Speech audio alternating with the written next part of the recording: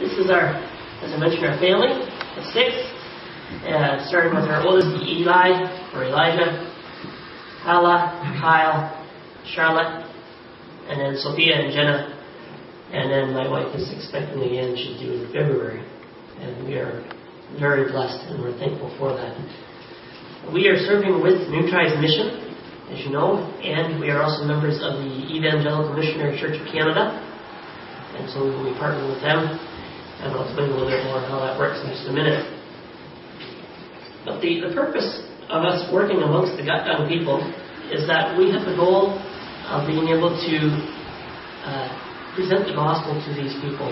And how that works is we go and we live amongst them and we learn their language and their culture so that as we begin prepared Bible lessons and teach them key chronological Bible lessons leading from creation, going from creation through to the death, burial, and resurrection of Christ, we lead them through this process of developing a foundation so that when they come to that point of being able to make that decision and having an understanding of the saving knowledge of what Christ has done with them, for them, they can do that with an understanding that makes sense.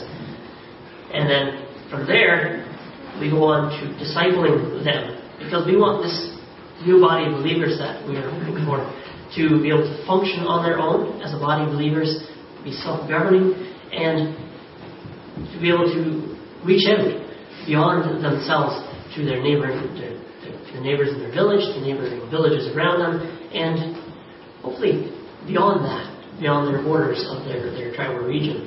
And so that's what New Tribes Mission is about. How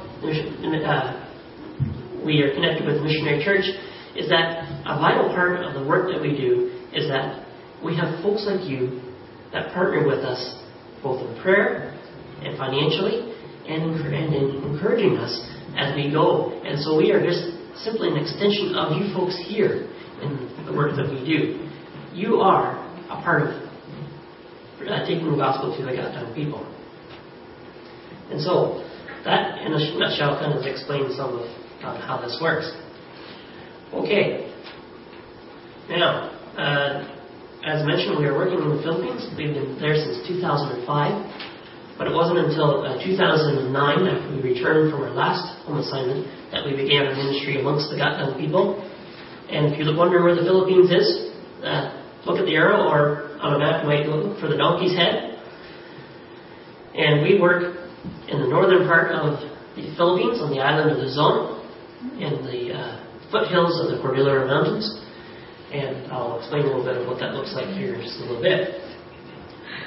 We live in a village called Parati. This is what it looks like from the air, and the arrows kind of point to where our houses are now. And as mentioned, it's an area that's rolling hills, lots of mud. And the gut-down people are primarily agricultural people. They are farmers, and many of them plant corn on any available piece of land that they can. Many of those fields are on slopes that look like this. And they grow 2 crops of corn a year. And that corn, they plant and harvest it all by hand. It's like going back 150 years here in a lot of ways. As the only machine that they have is a little threshing machine that takes the corn off the cobs for them, and they sack it and they haul it out to town where it is sold for pig feed. And that's how they provide for their families by making money. They also grow they grow rice. They do 1 crop of rice a year, and a lot of that rice is done on the mountainside, so it's a dry variety of rice. Very, very delicious.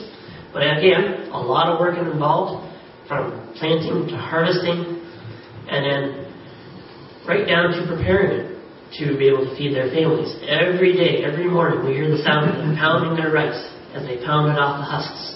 And they go through a process of pounding it 3 times in order to prepare it so that they can cook it. And that's their main staple as what they eat. The gut-down people are also, a lot of the guys are good with a chainsaw, and so they cut lumber to be able to sell and make money that way as well. And the gut-down people just like to try and enjoy life with whatever they've got, and They're very easygoing people, and they know how to work well with their hands. The Gatineau are also a very family-oriented community, and we see that in a lot of different ways, whether it comes to raising their kids and just going through the chores, the daily routines that they have. But we also see that in a lot of other areas as well. In the community, there's a very strong sense of community spirit with the Gatineau people. We see this in everything from meeting to discuss issues within the community to different things like weddings that are happening. It's all a community event, and the whole community comes together to be involved in that process. And right down to funerals.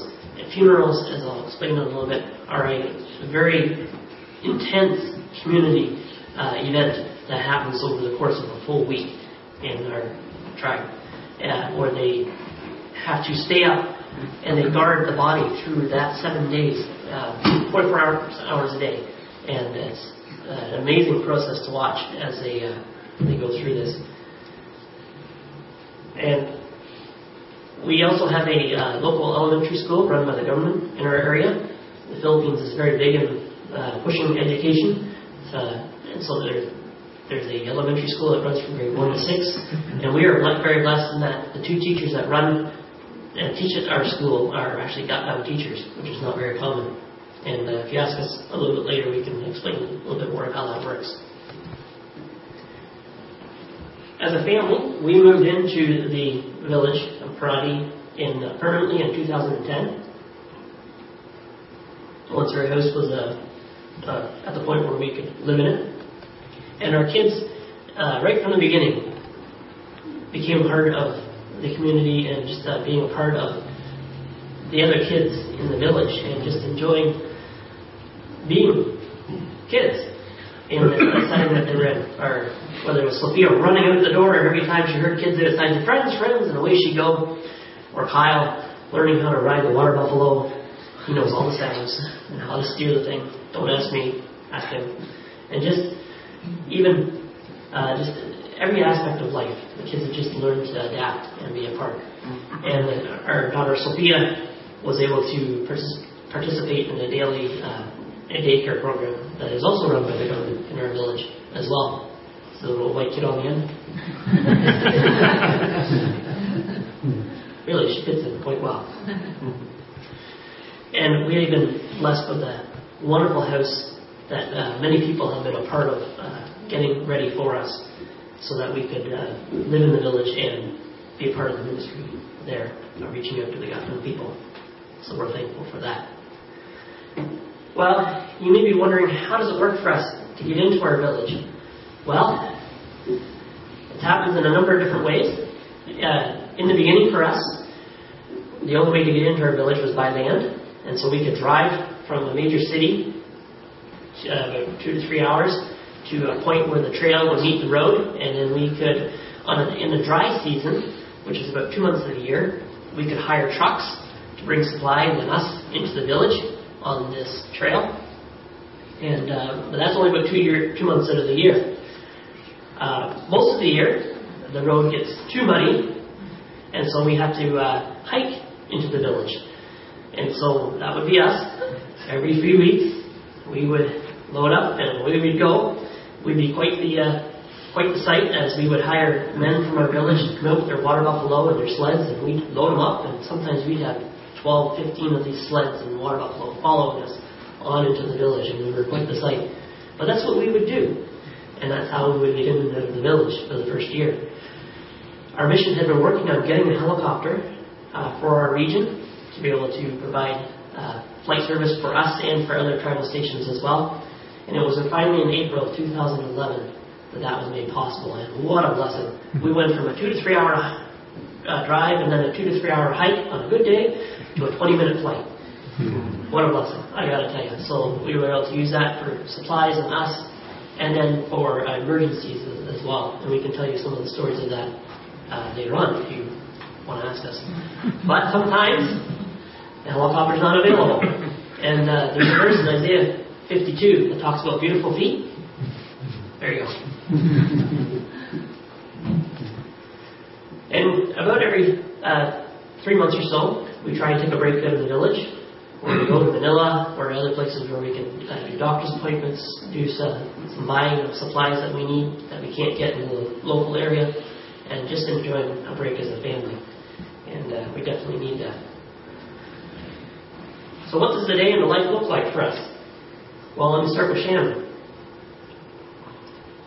To sum it up, she's one busy lady. Running our house and taking care of the kids and homeschooling.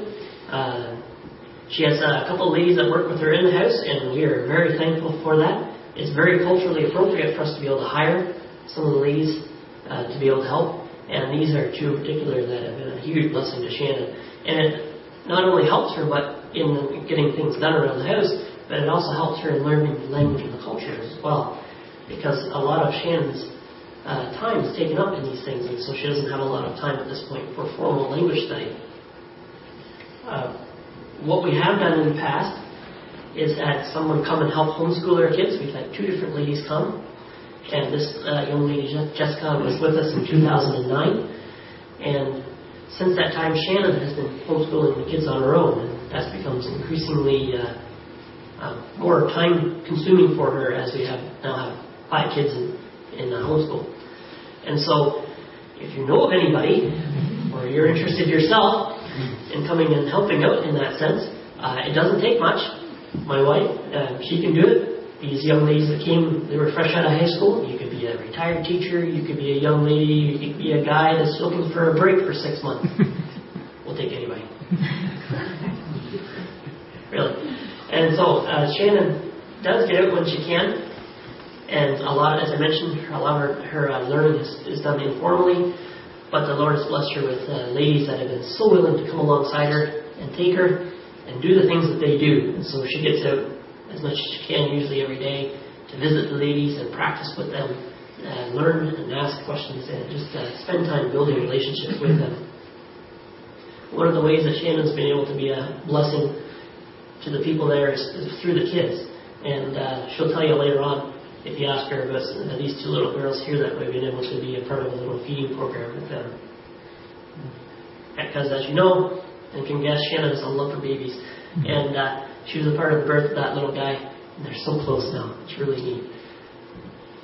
And one of the ways that we can be a blessing as well is we don't do a huge medical program because we are fairly close to town. People can go out to town and see a doctor and come back in the same day. But we do a little bit, and so we'll administer antibiotics, Band-Aids, and those sort of things, and take care of your infections. And it just opens up doors of opportunity for us to build relationships and build a trust with people.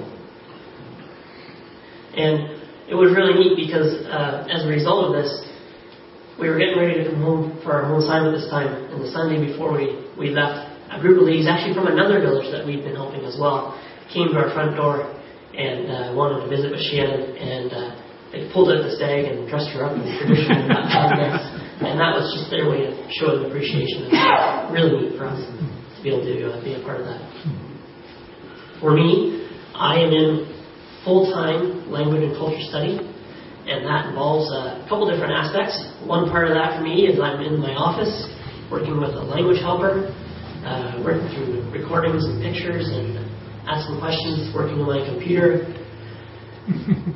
But for me, a larger part of my time has become just being out with the people and learning, visiting with them, asking questions, practicing what I'm saying, learning processes. What's this? What's that? How do you do that? And just talking to whoever I can get my hands on at times, whether they're young or old, and just learning how to communicate with these people in a way that they would understand. And one of the ways that we've been able to do that each day is we have a little generator that gives us power to our house, particularly in the evenings, so we can have lights and charge batteries and whatnot. And so we put some power strips out for people to bring their flashlights and their cell phones. Everybody has a cell phone. To come and charge them. So it's like a captive audience for me. It's great. I can go and talk to them, ask what time of day is, and just get to know them, particularly the guys. But our generator is broken. I killed it. So if you're interested in knowing how you could help us in getting another one, just talk to me afterwards. I can give you some information on that, because it helps them and it helps us as well. But my time a lot of my time is just being out there, practicing with them, learning to do the things that they do each day. And why am I doing this? I want to learn how now so that I can ask why later. Because we want to do and experience life as they see and experience life. So when it comes time to teach them from God's Word, we can do it with clarity. We can do it in a way that will come with understanding to them and coming from their perspective. And of course, as in many things, language learning is sometimes easier said than done, along with other things. And these are some of the men that the Lord has really blessed me with, that have really come alongside me, taken me on as their own, and I've been developing some really neat relationships with them as they've been teaching me about who they are. And so we're so thankful for them. We did have co-workers when we first started the work, but for some different reasons they have left. And so the last 9 months of us being in the tribe, we were alone, just Shannon and I and the kids. And so we had all the responsibilities upon us of working in the tribe. And there was a lot of stress, a lot of responsibility. And we've been praying for another family to be able to join us. And the Lord has blessed us with another family. This is Dennis and Valerie Easton. They're from White Rock area. They have finished their national language study, and they're currently on home assignment right now as well. And so when we all return to the Philippines next year, they're joining us in the tribe to be able to share the responsibility of preparing to take the gospel to the Gatan people. So we're excited about that, and they're really a neat family. Because the reality is, the Gatan people are still in spiritual darkness. They may look okay, they may look very religious, and they are, but what we see is okay. It's a very thin veneer, and beneath that is a lot of superstition and animistic beliefs. They are traditionally animists, which means that they worship their dead ancestors and the spirits around them, and they have a multitude of ways that they try and please them through different rituals and practices. And in more recent years, they've mixed that with different forms of Christianity. But when you look at look under the surface, it all goes back to those animistic beliefs of trying to please the spirits and manipulate God to get what they want, and it affects them from birth to death. And so that's why we're there, because death is a very serious thing. The Bible tells us that once man dies, that's it. He has no more opportunity to hear and be able to make that decision and know that Christ died on the cross to pay the price for his sins. And that's it. But the good news is the Lord is preparing the hearts of these people even now. And we're excited to see what he has in store for them. And we're excited to see how the Lord's built those relationships for us with the Gatan people. And now so that we have the trust and we have the ability to be able to share with them the gospel message and disciple them. And we look forward to that. And it's happening in ways that we would have never imagined. And it's just so exciting to see that. Because we look forward to a day when a funeral won't be a time of mourning for them. It'll be a time of celebration of life everlasting. But until that day, time keeps moving on, and we have a lot of work to do. So we ask you to continue to be praying for us as we will be returning, hopefully, to the Philippines, back to the tribe in May next year. And we'll be getting the other family set up with us there.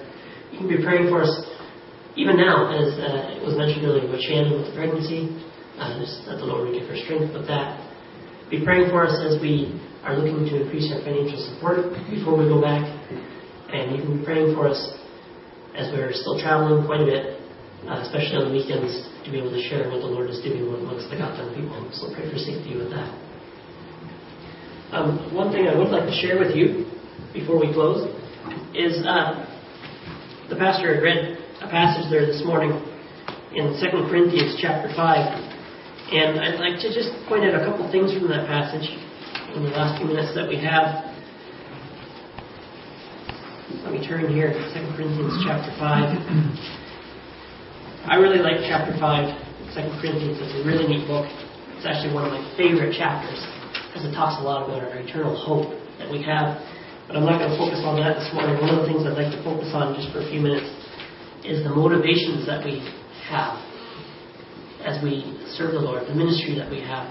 What's your motivation for what you do in anything? I used to think about, before we went to the Philippines, the year and a half before that, I had worked in a factory in Honda. And prior to that, I worked as a carpenter, and I really enjoyed it. But my focus was on my job. And when I worked in the factory, the motivation I had to work there was to provide the money that we needed so that we could get ready to go. What's your focus, your motivation for the jobs that you do each day? When we're in the tribe, we have a different motivation. And in chapter 5, we see several of them, and I just wanted to point out a couple. One in particular. There's so many things that I could list here to talk about, but I won't for the sake of time.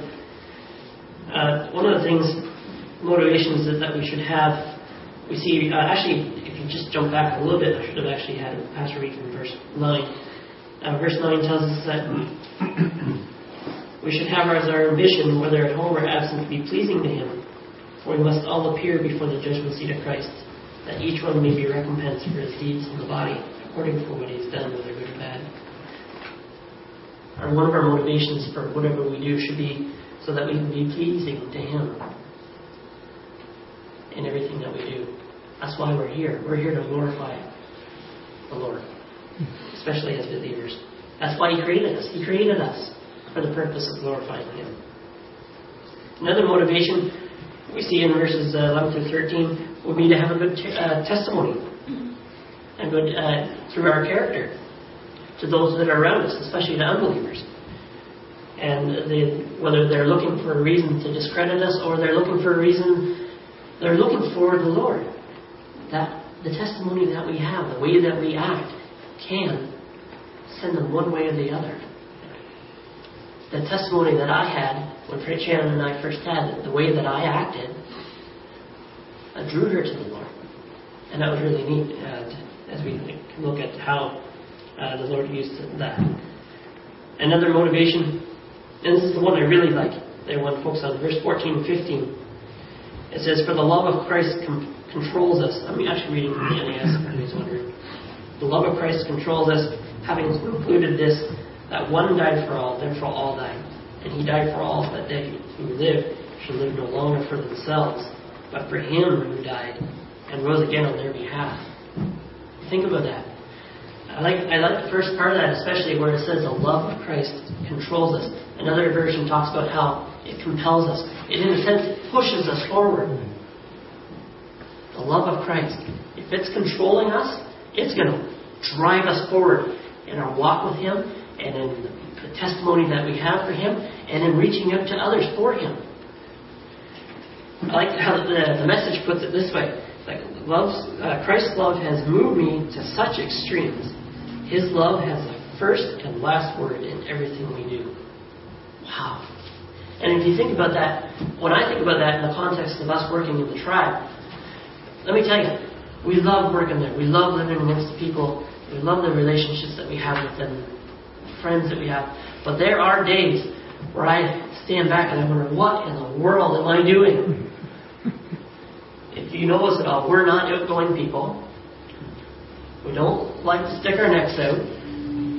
We're very much like to keep ourselves, and yet the Lord put us into this ministry so that we could reach out to others, which makes me rely on Him so much more, because it's not me naturally to do that.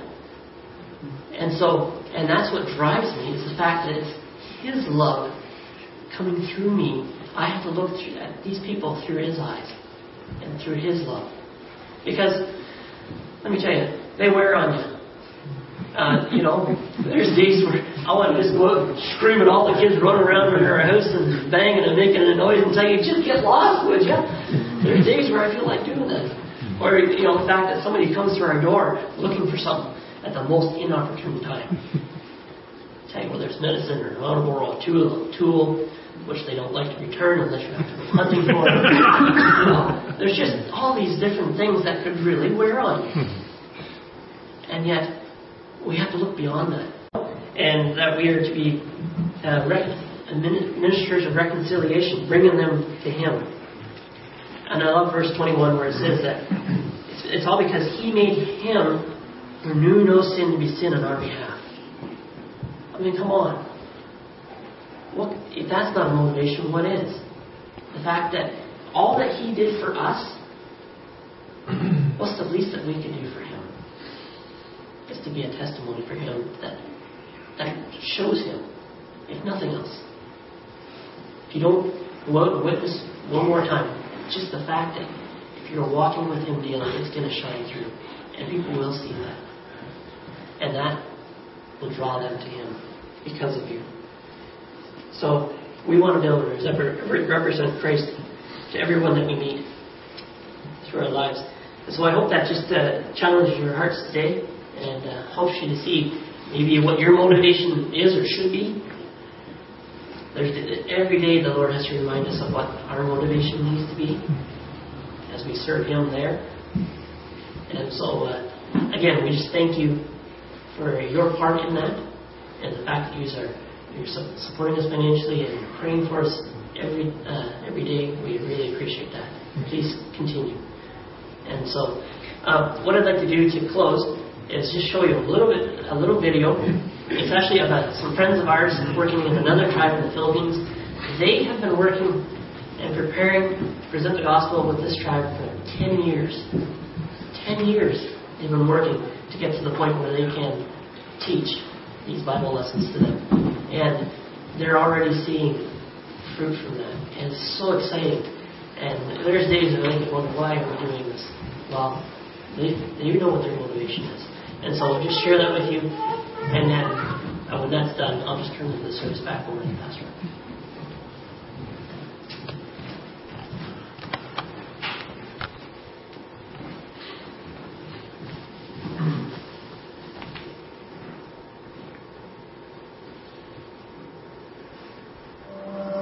It's been really encouraging these first few weeks of teaching, because you wonder, you spend all these years in language and culture study, and you just wonder how people are going to respond when they start hearing God's word, if anybody's even going to come and want to listen.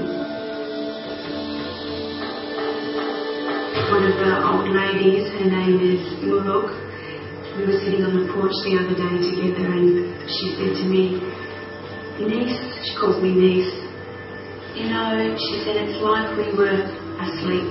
We were eating, we were going to work in our fields, planting our rice and harvesting and just living our lives day to day. She said, but listening to God's word, it's so wonderful. And she said, my liver is just full.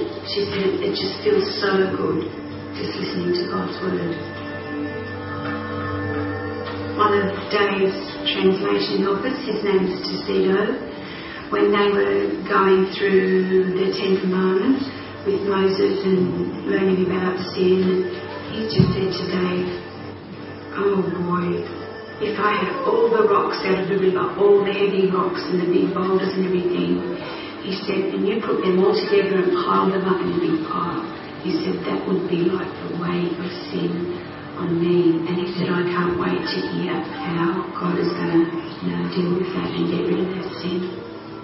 He said, I just can't tell you how thankful we are that you and Julie came to teach us God's word. He said, we know you've left your family, you've left your home, you've left your country, and I just want you to know how thankful I am.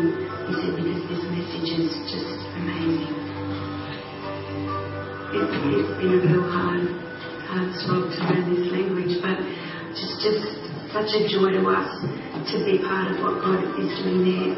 Dave is a drywall hanger. I was just a clerk who worked for the telephone company. We're not highly educated people, but God, I can honestly say that God has enabled us to do what we do. And we know He's already changing lives, even though we're only, in the first lessons of the teaching is already impacting their lives and opening their hearts and their minds to the light.